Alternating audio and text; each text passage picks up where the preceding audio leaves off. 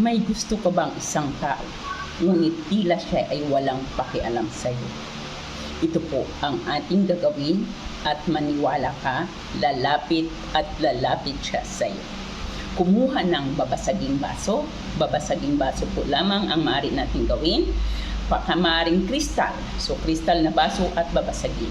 Ang gagawin mo po dito ay iikot mo ang iyong daliri. Habang iniikot ang iyong daliri, ay bigkasin mo ang kanyang pangalan. So halimbawa siya si Benjamin Javier. So Benjamin Javier. Benjamin Javier. Habang iniikot mo ang iyong daliri ay bigkasin mo ang kanyang pangalan at ulit-ulitin ito ng 11 beses. Pagkatapos po nun, maulit mo ang kanyang pangalan ng pagbigkas ng 11 na beses, humanap ka ng madilim na lugar at itaob mo ang baso sa lugar na iyon.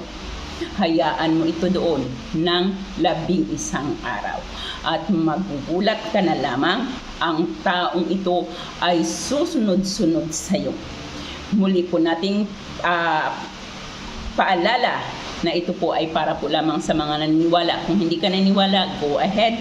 Wag mong gawin, wag mong intindihin. Maaari po natin ito